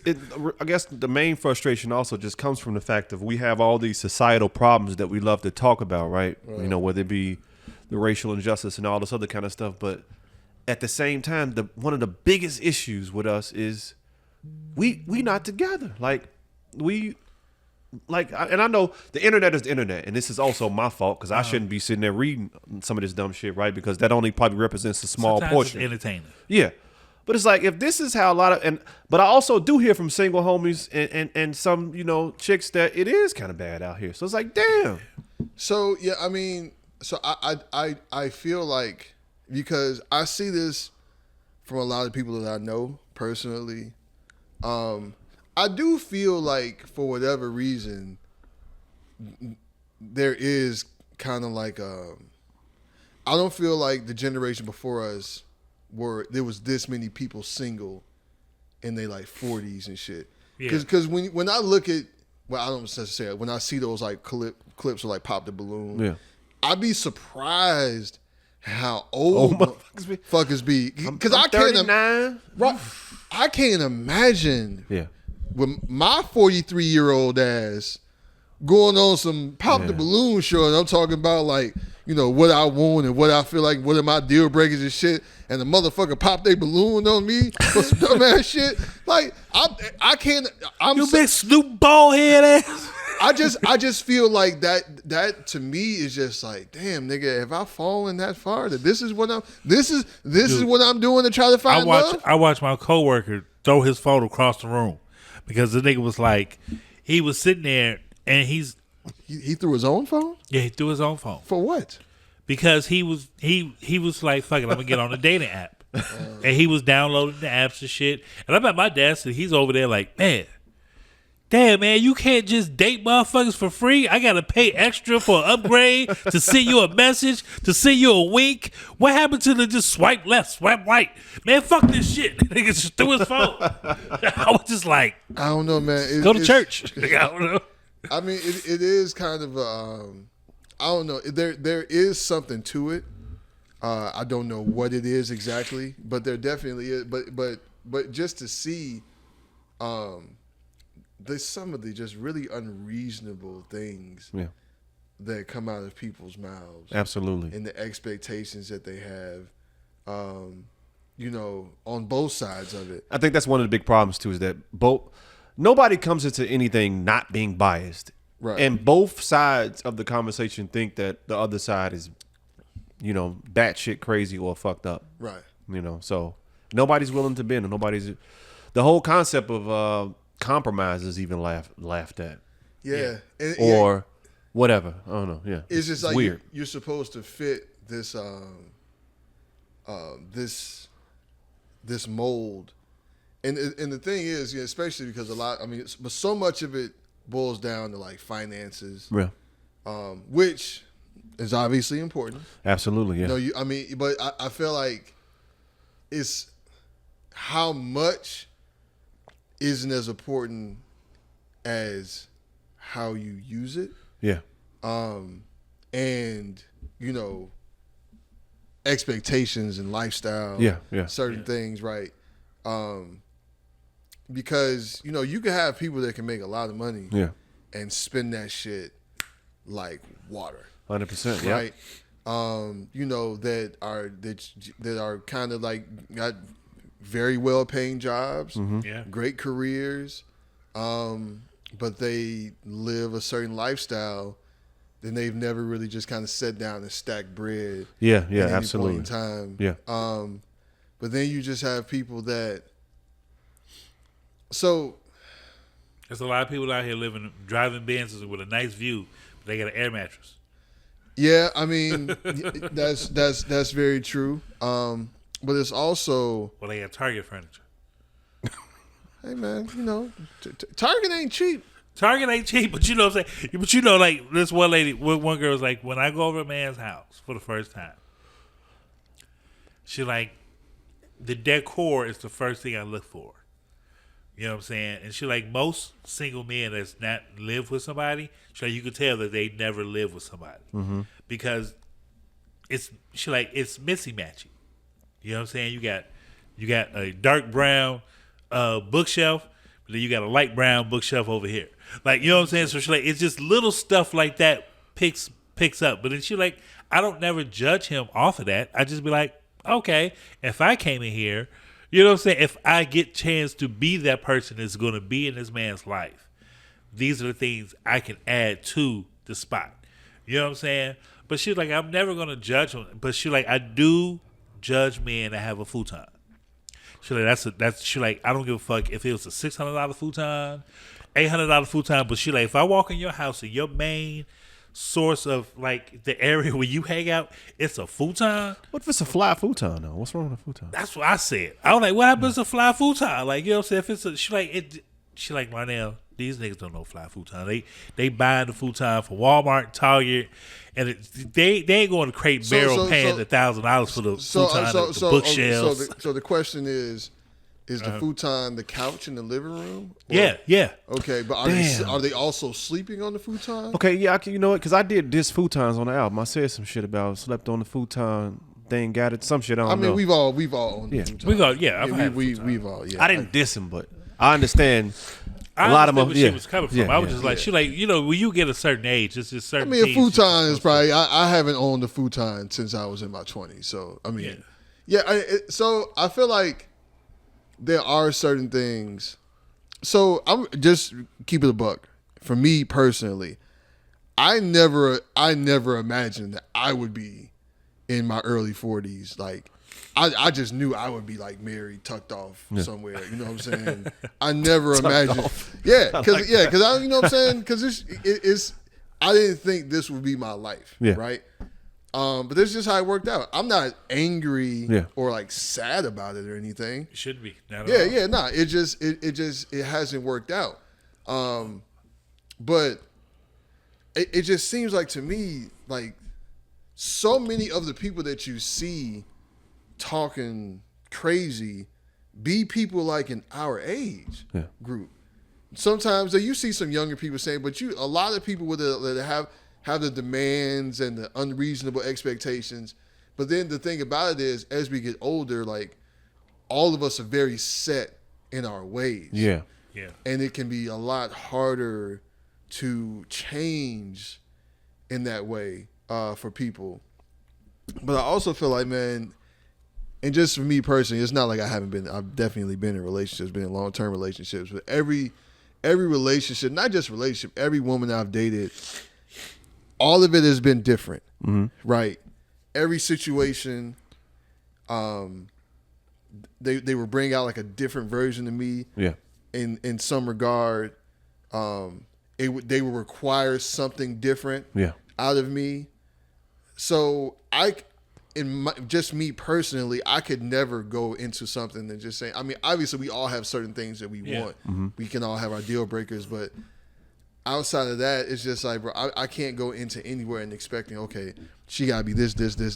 Yeah. Right? Or I can't fuck with it. It's just like, because you can't be so rigid with this shit. Yeah. And I just feel like a lot of times the people that say this shit don't really believe a lot of stuff that they say, or they may think they believe it, but given the right situation, they would go against that shit in a heartbeat. Yeah.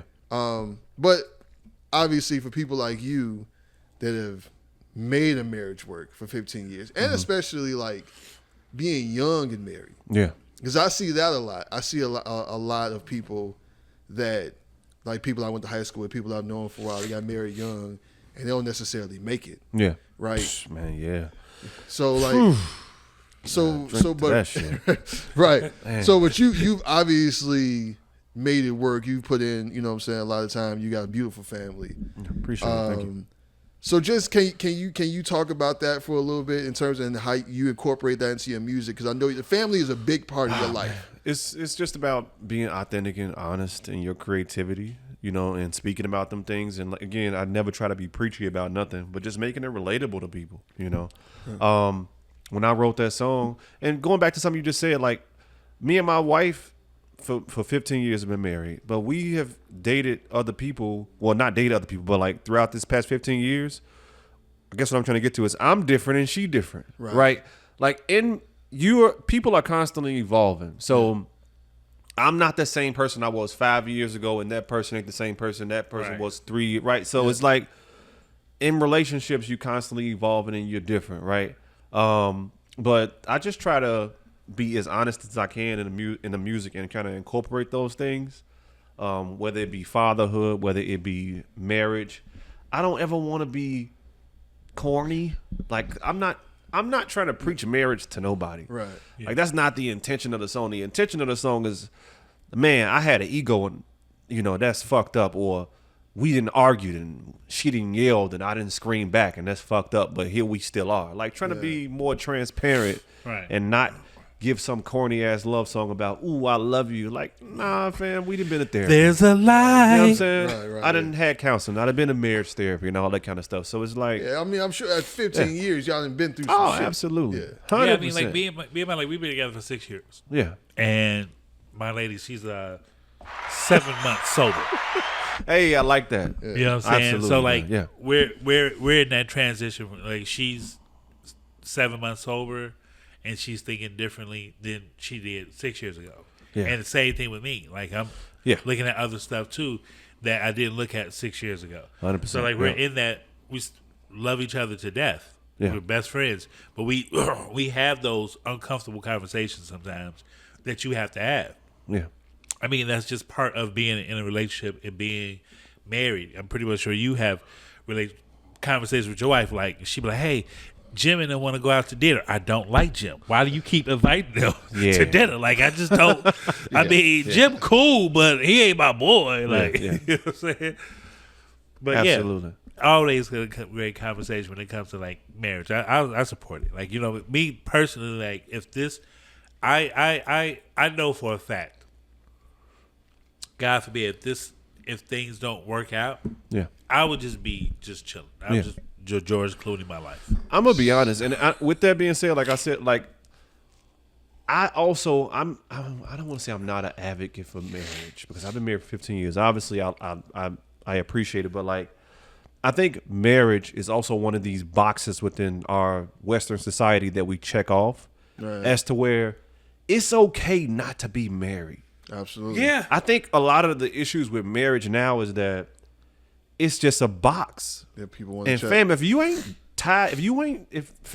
ain't, this shit ain't nothing to play with. Like anybody, that shit will be gone. Anybody I know that has been married for a long time, they just talk about like this is the hardest thing you're gonna do. Yeah, it's like, not for everybody. Don't got to be married. And I think somebody said something like, "Look, man, some motherfuckers don't need to be married, and them motherfuckers should be with each other. And the people who want to be married, they should be with each other. And what be happening is you got motherfuckers who probably should be married and shouldn't be. Together. Yeah. People be married and out here like they're not married.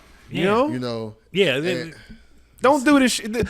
This ain't no checkbox. Like, Nah. if you ain't sewn into it, don't do it. Like, man. And that, Don't be getting married and still got your Tinder page active. Like, I know some of y'all niggas out there, bro. that'd be wild. Gee, it'd be man. So and that's been the thing for me, because I've definitely been with some people, been around some people that really just like, I know you want to be married more than you want to be married to me. Man, yeah. And I don't give a fuck about it that much. I will die alone before I just marry a motherfucker just so I can say I did it, man. Or just so I can say I'm married. Like, it's not that serious. It's not at all. Nope. You marry her when you be like, I can't see myself without that person. Yeah, and that's, but I mean, but everything in its own time. Yeah. Everything happens in divine timing. When things are supposed to happen, they happen.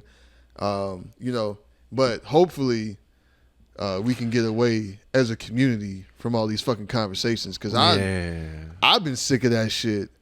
I don't give a fuck how you split the bills in your house, right? And I think, like y'all were saying, man, like it's a case by case basis, right? I've talked about this before. Like, I've only cohabitated with one person, right? And in that situation, I did pay all the bills, but that worked for that situation. Yeah. Does that mean I want to always be the motherfucker that pays everything? No. Yeah. I don't necessarily have to do that. Because a lot of times it's just like, well, that's just what a man is supposed to do. And I'm just like, that's your opinion.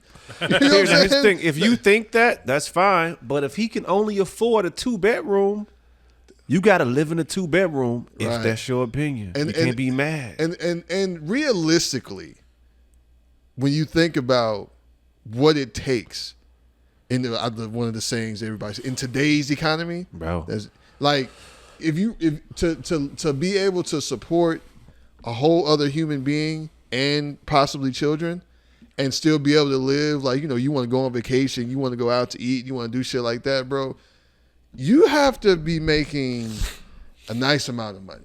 Man, I'd say in Chicago, for starters, like 125, 150, anywhere between that range. Depending on how many kids you have. That's what I'm saying. Put some shit to the side and have money in case the fucking furnace break. To have an emergency fund, to still be able to like do stuff, live life, bro. You gotta be well over, like, because people think the 6 figures is always like the benchmark, right?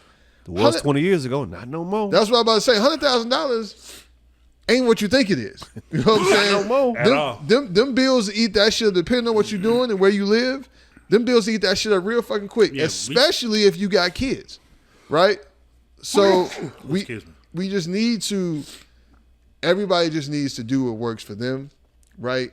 And because I feel like listening to what people say on the internet and looking for that shit will really have you out here alone. If that's what you're looking for, if you got to find somebody that fits this certain mold, and you feel like it has to be, they got to check these certain boxes, or you're not even gonna give them, because the shit I've seen, like on those popped up, I've never actually gone to YouTube and watched the show, but you see the clips on Instagram, and you see a motherfucker, a dude to come up there and have his shit together. You know what I'm saying? Be a good, clean cut. And, a motherfucker will have on like some...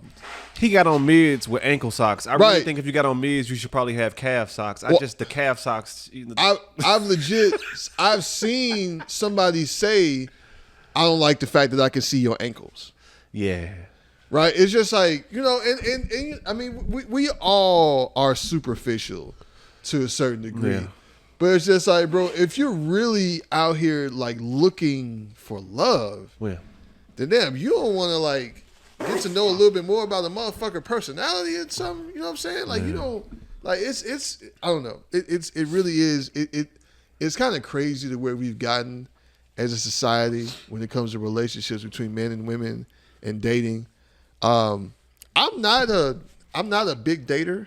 Contrary to popular belief. You know what I'm saying? Damn, what they saying about you out here? What's going on, man? Rell be outside. No, this is what the fuck I'm talking about. He don't be dating. He just be outside. Oh, okay. He don't be like, you know what I'm saying? Rell is he ain't what's the dude from Boomerang? What's Eddie Murphy character? Marcus. Fam, I'm Marcus. finna say you He's finna not call Marcus. I'm finna say He's not Marcus. No, I'm not. He's Marcus. not Marcus. I'm You know not what I'm Marcus. saying? That's not who I am. He's not Marcus. He's like People may think I'm Marcus. Yeah. I'm not Marcus. he'll pop out. I'm very low key. Love would have kept your ass at home last night. That's what but- Hallie told him. That's what she said. That's what she said. But what I will say is that the experiences that I've had, the horror stories and the things that they talk about, have not been my experience.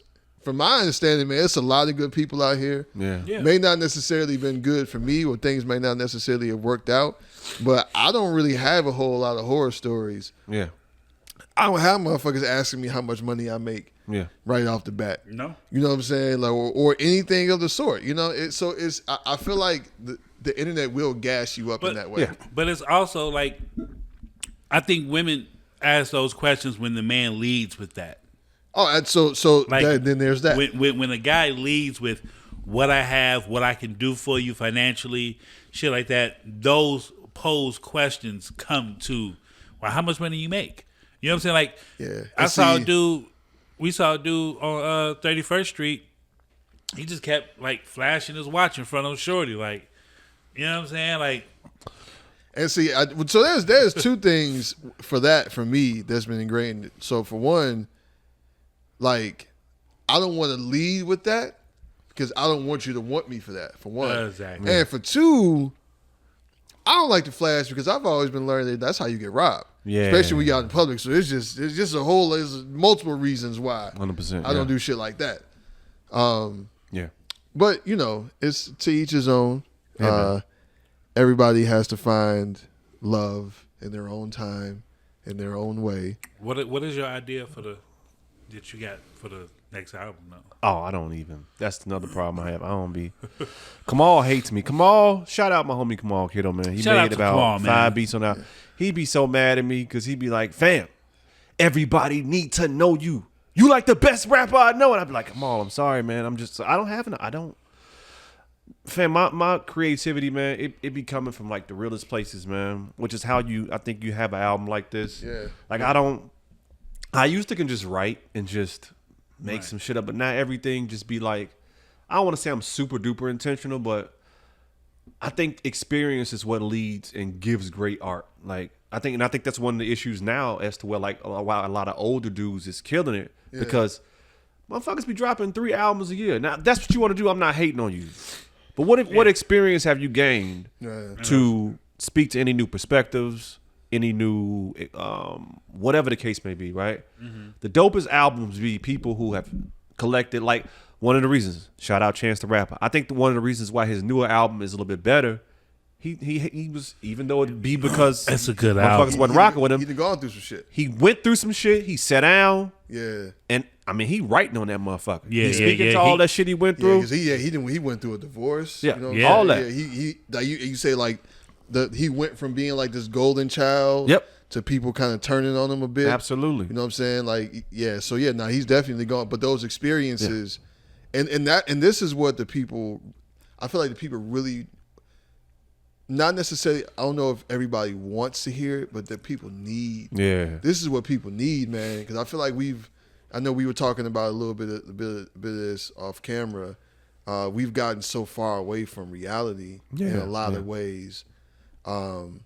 That we need things like this to kind of like The simple things to remind people that there's a middle ground, Yeah, right? man. And that a lot of us are so much more alike than we are different, Absolutely. and we have a lot of common struggles can you and a lot of things that are the same that happen in our lives. Yeah. can you imagine in the perfect world, I would love to hear this, if a MC got up and rapped about his whole day, like from getting up in the morning, making lunches for the kids, dropping them off to school, going to work, dealing with the boss you don't like or the coworker, leaving, picking up the kids, going to soccer practice. Like here's the thing. I'm gonna try to keep this short, but one of the things I also want to represent is there's like an adult creator out here, like an adult creative. Like there's I've seen people have these conversations about people who still create, even though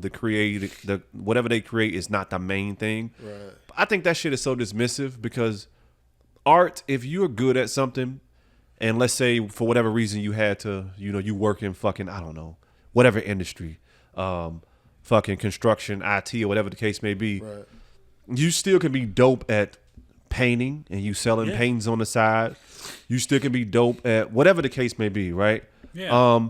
And there is a space for that. It's so many motherfuckers out here who just got fire IGs. Yeah. They got hundreds of whatever that's just creative. They don't even got to go to Hollywood and act because they so dope at what they do. They just showing you. Yeah. So I honestly think it's a space for a lot of that now because of the advent of social media and IG, TikTok, all that shit. Like, you're going to start seeing that shit. Yeah. I'm telling you, you're going to start seeing it. What are you listening to now? I don't know. Because you be having some very dope opinions about music. Yeah. Just So in general. You definitely put me on like you be putting me on a lot of like a little R&B shit that I don't necessarily be knowing about. To be honest, I'm just now getting back into listening to stuff because I had to stay in the creative space for Coffee Sunday. So let me answer this. First off, I really don't like talking about the shit I'm gonna do, but I am gonna do a Coffee Sunday EP. I don't know if it's gonna be fall, a winter, or a spring next year, but I will do an all original Coffee Sunday EP. I'll probably drop them on IG, and then boom, we got That'd 7 be dope. songs, whatever. Okay. And then I am gonna probably have an album next year. Me and Sparks and Danny. Shout out to the bros. Shout out to Danny. Sparks, you know Sparks. You met him last week. And shout out to Kamal. They did a phenomenal job on this album. Absolutely. You know what I'm saying? Production was awesome. Yeah. But yeah, man. As far as music, I'm just now getting back into stuff. Fam, what I've been listening to lately? I've been listening to a lot. I'm still on the Clips a lot. Yeah. I'm still on Freddie Gibbs a little bit. But that's probably about it, man. And old stuff, man. I really shout out Lupe. I went back and listened to Food and Liquor because that turned 19 this year. Right. I saw your post talking about that. Yeah. Yeah, man. That's pretty much it. I don't be listening to a whole lot, man. I'm trying to stay in this creative space and just fucking rock out right now. So yeah. I understand that. J Electronica dropped. I listened to that. J Electronica, man. I feel like you could listen, but afterwards you're gonna have to do some research. Yeah, this nigga rhymes in parables, man. Bro, like I feel like he a prophet. I feel like he's. I do feel like his shit is so dense, and his career arc is fascinating. And he needs to be studied. Yeah, and he said it on one of the songs. He's like, I mean, basically his career has been on some fuck the industry type shit. Like he's really done what he wants to do. When he want to do it. When he want to do it. Like, you not finna rush me. I'm gonna drop an album, whatever the fuck. It got to the point, because I remember a few years ago when he dropped that shit, where it basically seemed like Jay-Z, like, look, man, like, we gonna be on, I'm gonna be on every motherfucking song. Somebody did force that. I think so. Because it was like, because it really was like almost like a Watch the Throne. Yeah. You know what I'm saying? Because Jay-Z was legit damn near on every fucking song in that album. Yeah. It was dope. And it was also, quick sidebar on that, it was dope to hear Jay-Z rhyme like that. Yeah. Awesome. Because people forget how into the knowledge, you know what I'm saying? I mean, you've seen them on the side. Remember that one time he was on the sideline of the Brooklyn Nets. Yeah. You know what I'm saying? With the 7 chain on. Yeah. You know what I'm saying? You forget he is of that cloth. Yeah. Yeah. Right. But back to J Electronica, like, for him to come out, but it's like he's almost like, man, I don't want to say he's the boogeyman, because it's not like he be out here really trying to scare motherfuckers. But it's just like, man, J Electronica is damn near like a mythical figure. I like that. Like, he really is. I like that a lot. You almost think like you forget he exists. And he just comes right out. Every now and then you pop up and see him. But whenever he drops something, it's always super intentional, and it feels heavy and significant. Yep. Yeah. Like, it feels like, okay, this matters. He's saying something. He's dropping this, even like the point, like, he's dropping this right now. This has to be for a reason that he's doing this. And that's the thing. I'm not gonna compare myself to him, but like, Fam, if I ain't being intentional, I don't even care. Yeah. If I'm not being my honest, authentic self, I don't even. You know what I'm saying? Yeah. And it's like, I appreciate Jay Electronica for that because he don't get no fuck. Now, obviously, he's so incredible as to what he's created that art for himself. I mean, I was just talking to somebody earlier about Exhibit C. Was that the joint with the Just Blaze joint? Yeah. I mean, Jesus fucking Christ. That beat still go hard. Oh yeah, I still listen. That beat still go hard. Yeah, Exhibit C is still on like one of my workout playlists. Like, I mean, that shit comes as Even some of the songs he had on the last album with Jay-Z was super dope. I still be listening to fucking the Shiny Suit Theory, Bro. yeah. Oh yeah, He's super good, man. Letter to Fallon. Yeah. You know what I'm saying?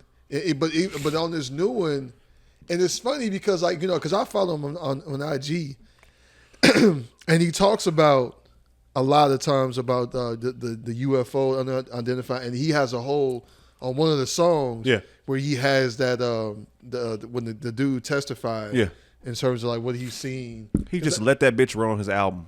Right, just let the whole fucking thing, and that's the thing. Like even just doing shit like that, nobody does that. It really is like it's almost like, man, like damn, bro, I feel like I'm at the mosque right now. Exactly. You know what I'm saying? Like that's who he is. Yeah, He's just doing what he want to do. Exactly. You know what I'm saying? And it's really dope to see somebody just to be able and still be held in high regard like he is. And I feel like a lot of that has to do with because you don't hear from him a lot. Yeah. Yeah, you don't. So whenever he does drop, you do feel like it's important. Yeah.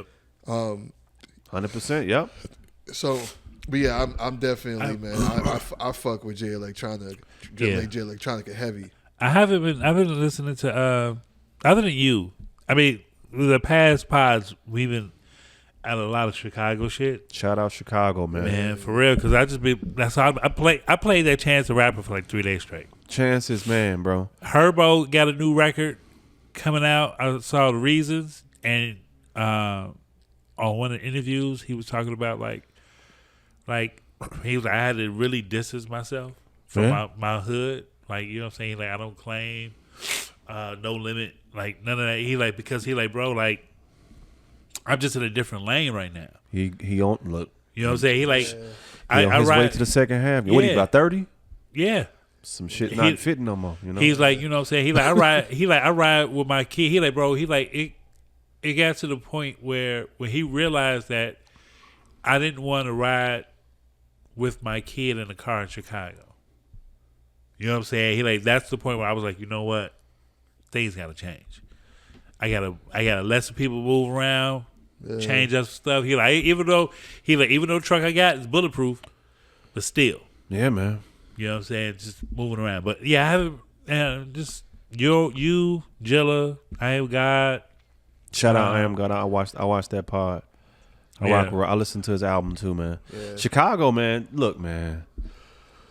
Man, I don't even know what to say. Like I really like what's going on. Yeah. And it's funny because, you know, I mean, I'm born on the west side, raised in Maywood. I've been all over the place. I live in the west suburbs now. I don't even know if I can really, you know, but I still consider myself Chicago. So nah, yeah, please accept me. Please accept. No, but no. You're Chicago. Shout out Fillmore, man. Fillmore is probably, man. Yeah, and Fillmore been grinding. Fillmore, man. Putting in so much work consistently. I like the whole Lunch with Philly, bro. series he got going. I fuck with that. All of them. Yeah.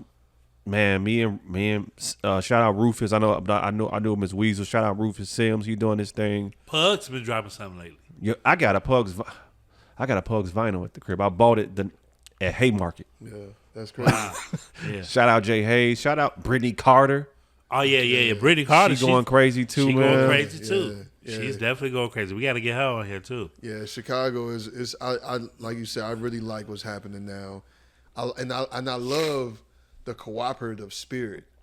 Absolutely. Is what I really love about it, man. Is like everybody fuck with each other. Yeah. For the most part. Yeah. Yeah. And even the people, if you already see them collaborating, you ain't no like beef. Yeah. Or nothing like that. You see them. You go outside. You see them all together. Right. Like if Fillmore got a show, you gonna see Vic. You gonna see motherfuckers popping up. You gonna see one Jilla. You gonna see one of these people. Look, go people who follow me. Go to go to Spotify, put in what the fuck was that playlist?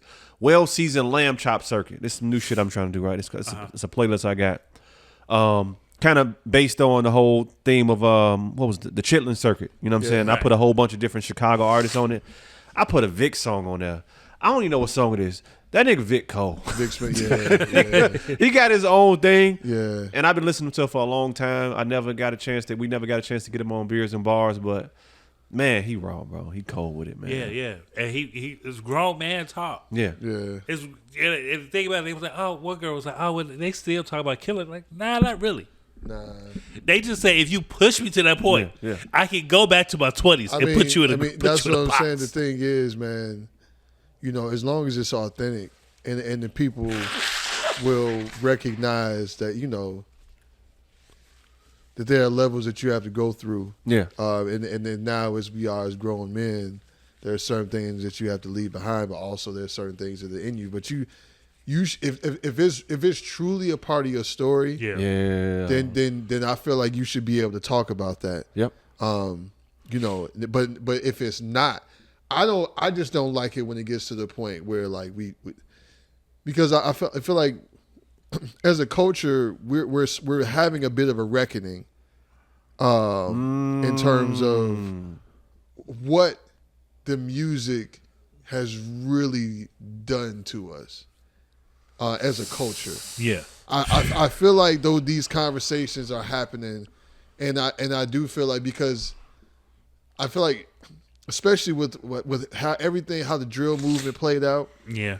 and what happened with so many of those people, So many. that Countless. and the way it's influenced our youth and the way that a lot of the youth that we see some of them behave, not all of them obviously, but we're responsible for raising them, right? Yeah. And you know, and even when we think about the things that we grew up with, but I always say I feel like there was a balance to those, right? Because even with the negativity, it wasn't just all about that. They talked about the consequences. They talked about the need to do better, especially as you've seen people grow in this game. But then I think we got to a point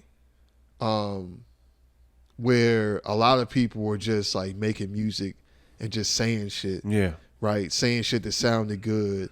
And really not talking about the other side or the consequences or the downsides of those things, right? So you got a generation of people that look at this shit like Grand Theft Auto. Yeah. Right? And the shit's really not gonna they don't really understand the consequences until a lot of times it's too late. Yeah. And obviously we can't blame hip hop for that. But I do, and like I said previously, if that's really a part of your story, then you should be able to talk about your story, your life. But if you out here perpetrating and false flagging off that shit, then you're really doing us a disservice. You really are. Because the thing is, you can't speak to it for real. Then for you, it's more like a fantasy world. Like you're a movie. Right, you're Martin Scorsese with this shit. You see before, right? You know what I'm saying? Yeah. And it becomes more of a glorification of it, as opposed to like, look, man, I'm just telling my story, right? That's not saying that you should do it, but this is what happened to me. This is what I've gone through, right? But not to say that this is what everybody should do, right? And I feel like the line of that has gotten very, very blurred. Yeah. And you know, and also hip hop is still young. Yeah. Right? A lot of the people, I mean, hip hop really didn't get mainstream until the 90s. Yeah. You know? So a lot of the people that we grew up listening to, we're much older. We're not that much younger than them now. Yeah. I mean, we think about like a lot of people like Nas in his 50s. You know what I'm saying? Jay-Z's probably still in his 50s, right? Yeah. All of the rappers that we grew up with idolizing are really just in their 50s, maybe like 10 years older than us. Absolutely. They're the OGs. And, Yeah, that you see at the park. Right. You know what I mean? But you got to think about it. They were so young doing this shit. All of this was new, right? So now that we've seen kind of like what's happened, now that we've had a chance to grow, and now we have old rappers, right? Or older rappers, you know what I'm saying? People that are still in it. And you see somebody like Nas. Well, like, the shit that, like, Nas ain't talking on the mafioso shit. Yeah. None of that shit now. You know what I'm saying? He talking about grown man shit that he's done. You know what I'm saying? The things he's elevated to. Yeah. Right? Larry June was just talking about making smoothies and going grocery shopping. Right. And a whole Hey, man, that's that. You talking about who you listen to. I probably listen to Larry June right now more than anybody. Oh, Junes and 2 Chainz easily still one of the best albums of the year. Oh, yeah. But just Larry, anything with Larry June and Cardo Got Wings, yo, them motherfuckers together, you put them together, magic. Got some good speakers in the car? Who's Cardo Got Wings? That's the It's producer? a producer. Yeah. Oh, yeah, no, if you've listened to Larry June, you've heard it. Because he has multiple projects with Cardo Got Wings. You know what he does? I was playing something, and I was standing outside my car talking to my coworker, and a song came on, and she was like, "Nigga, you got sounds in there?" I'm like, "No." No, that shit I'm makes just it listening. I think it was a Larry June and Primo Rice playlist. Yeah. And it was just like, woo, woo. Yeah, but this is, you know what I'm saying? But that's the type of shit I want to listen to. Motherfuckers talking about, man, staying out the way, getting to some money. Yep. You know what I'm saying? And trying to live a good life. Yeah. Right? Staying out the way, you know, being on your square, don't let a motherfucker try you. Yeah. You know what I mean? You got to be able to be about your business, you know what I'm saying, and defend yourself if necessary. But not on here, like, we ain't starting nothing. We ain't on no bullshit. Motherfuckers really just trying to, like, get to this bread and live a good life. Yeah. Yeah. I thought this, sidebar, Yeah. I thought this lady was going to run me over with her wheelchair because ill ass sidebar, nigga. What? Nigga, what? You know, when I'm at work, I always go to the handicap bathroom. And they're nicer, yeah. They're nicer. Give you a little more space. Yeah, it's quiet. It's no one in there. It's just clean. Me. It's clean. I lock it. But then I feel awkward today when I was coming out and the lady rolled up, like, because I heard her banging on the door, like, knocking on the door. So I was just like, I come out and she just gave me that, nigga, you ain't handicapped. Yeah. Look. And I was like, oh, my bad. But she just had that look like she was just finna fuck me up. What if you faked it, though? Walking out. Walking out with a limp. I'm sorry. That's my humor. My bad. I'm sorry. This nigga stupid. I'm sorry.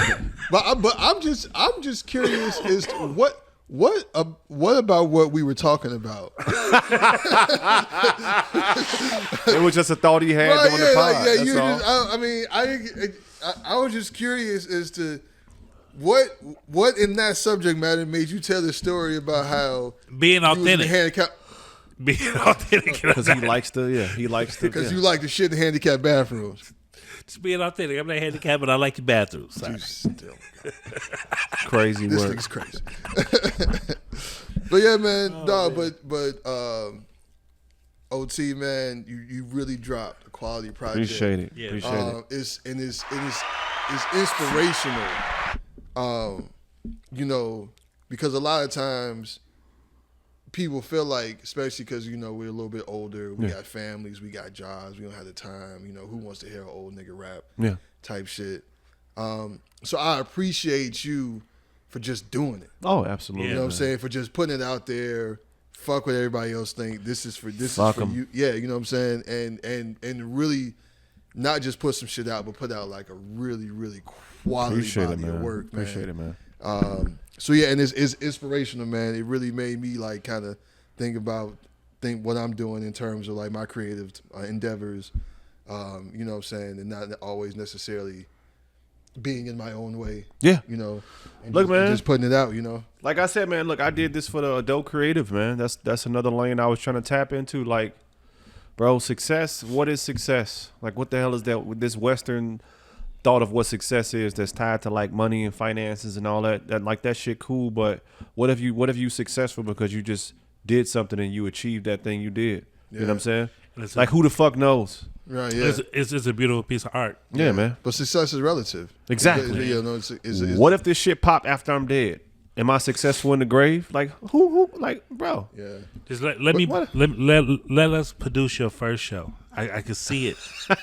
I can see it. I got some thoughts about some shit. I see you get a chair, just black and white light on you, and you just. Bro, I want to do an acoustic show. I definitely want to do a chair type, adult, blah blah blah type show, and just fucking rap to motherfuckers. Yeah, some nice and intimate. Absolutely. I gotta figure that out. Maybe once this pod done, we need to figure put this shit something out. out. Yeah, man. Hey man, so man, this has been a great man. Appreciate We it, man. Definitely appreciate you coming on, rapping with us. This is the second time. Yeah. Second time, go check out the Unforgettable second half. That shit. Is this the third time? No, this is I was on the 914. Yeah. We were on 914. You and Kamal were on 914. Yeah, man. And then we were on here, and now this. Okay, so yeah. Check that joint out, man. Some motherfucker say it's the best album of the year. I wouldn't say that because it's my project, and I don't think so. Hey, it's definitely some people have told me that it's definitely one of the best albums I've heard. I've been bullshit. Some rando nigga dropping albums, best album of the year. Y'all should check it out. I'd be sending it out. I'd just be like, hey, check this out. Appreciate it, man. Absolutely. But what else you got coming up? More Coffee Sundays. I'm about to smack them in the face with hella Coffee Sundays all winter, rapping to people on Sundays over coffee, and it's gonna be an EP coming with that, man. And then shout out to Kamal. We actually just shot "Be a Man Boy." That video dropping real soon. I wanted to lead with a video that was I think I just love that song, man. That was man. That's one of the ones for me personally. If I had to pick a song, that's one of my favorite songs on the album. So yeah, man. Yeah, Coffee Brands, check him out. He's rapping on Sunday. You know what? Yeah, send us some coffee. I'm going. Yeah, you know what I'm saying. And that's sponsorship. That's why I haven't done a lot either, because I don't want to lose to my shit. I want to be in some spots pretty soon, doing them live in some spots and whatnot. I just got to map out. Get with me, because I want to come out here. I want to be in the city. I know we got some black owned spots too. Oh yeah. So I mean, 100%. that's what I want to do. So yeah. All right, man. What else? You got anything to say, man? Nah, man. Get the fuck out your own way, man. Get out your way. Do it. Just do it. Stream the Unforgettable second half by OT the Golden Child. Quality project. You won't regret it. Stream it multiple times. They not gassing because they my friends. Yeah. No. I mean, like literally, like no, absolutely not. Like in this instance, we talked about this as a listening party. Like, I think I was talking to Sparks about this shit. It's just like, it's one of them things. It's just like, I mean, you my nigga. I fuck with you, right? Yeah. It's one of those things that I was gonna listen to it regardless, just because you're my guy. Yeah. But I'm glad that I didn't have to lie to you. I love that. And be like, oh yeah, nah, this shit good. Like, nah, bro, I actually be listening to this. I sent him a voice note. Yeah, it was too much to text. He's like, dude, do you know? I appreciate that. I was really, just like, I listened to the album. I'm like, nah, hold up, man, let me listen to this shit again. I listened to it again. I'm like, I sent it to my homeboy. I sent it to Ahmad Corner Convo. He's like, thumbs up. I was like, bro, this album's dope. I just sent it to other people, but I was just like listening to it. I listened to it today again, like, man. My coworker said, what was that? I'm like, here, just type in the name. No, tell her so she can tell somebody. Yes. Tell a friend. Go ahead and That's the thing. Tell a friend, dog. Man, this has been dope, man. I really appreciate you coming by. You know what I'm saying? Chopping it up. Summertime is over with. We're getting ready for the fall. Yeah. You know what I'm saying? I wish I would have had the free beer. I'd shout out Revolution. Send us some beer through Kamal. And beers and bars ain't done either. We just creatively working on stuff. And when you got your focus on one thing, you got to kind of, you know what I'm saying? Kamal, shout out Kamal. He got some stuff I know popping with the clothing line and stuff that, I don't know if I can say that, but that's my friend. So hopefully he's not too mad. But some new shit popping with the clothing. Then also some movie stuff going on with him. So we just had to, for right now, focus on our individual things and whatnot. But nigga, y'all get some episodes maybe top of the year. I don't know. We gotta do before the year out. Oh, we are doing. Oh, we gotta do the wrap up. We're doing it. Yeah, absolutely. Yeah, we gotta do the wrap up. I want to do the wrap up in person somewhere and we just Don't threaten me with a good time. You know what I'm saying? I feel like that's the thing. I feel like that's something we got to do every year now. I think like that's something we can find a studio. We can rent it out. It just be like, look, it's gonna be 5 of us talking about Oscar, you, Kamal, me, Rell. First of all, no, because Oscar don't know what the fuck he be talking about. I had to do that live on camera. Shout out Oscar. Man, fuck Oscar. I don't know what the fuck. No. Musically. Thank you, Oscar, because he the one that gave me my Little Brother ticket. Oh yeah. That's true. Yeah, big up to Oscar, man. Hey, And if he don't see this because it's too far in the pod, I'll make sure I chop this up myself and send this part of the video to him. Yeah. Yeah, man. For sure, man. Not really. I fuck with Oscar, man. You know that's my nigga. Yeah. Hey, Rell, man, where can they follow you at? OT the Golden Child on Instagram, TikTok, all that kind of good stuff, man. I don't be on Facebook. I just hate it. I probably should be on there, but yeah, man. TikTok and Instagram, OT the Golden Child. I don't like Twitter either because that shit is fun. That shit is a cesspool. What is it? X now? It's a fucking cesspool. I'm on Threads. I don't even know how you even. What the fuck is that now? It's an Instagram. I've never really been on Twitter. So It's I went actually on Twitter and about immediately saw somebody die one day. Like, No, all right, let me close out of this app. Threads is a connection. And then to your porn Instagram. next. Oh, Death wow. and porn. Oh yeah, that's all that's on there. Yeah. Threads is different. Threads be like conversations, but it's connected to your Instagram. You automatically have it. You just have to open it up and click it, and then all of a sudden your profile is already created because it uses everything from your Instagram. Yeah. And it's just a thread, and you just follow whoever you want to follow. Yeah. So it's more controllable. Okay. On that That's end. cool. Rell, where can they follow you at, man? Brother producer 914 Media Group, both on IG. Yeah, man. This has been episode 83, man. Hey Trey. Yes, sir. 80 Trey. This is dedicated to your brother. R.I.P. Big Rob. Yes, sir. Hey, I'm your boy L-Boogie, class of 1979. You know where to find me. We out in these streets. We out. Thank y'all for showing all the love. People that said they checked the pod out, handshakes. Salute to all y'all, followers, likes. We almost had 1,000 followers. Let's make that happen. We're only like 20 people off. So let's just make that happen, man. Just go ahead, like, share, comment, and let's get it popping, man. Peace. We out. Peace. Good shit. Appreciate y'all, man. Ooh, it's so different when them headphones come on.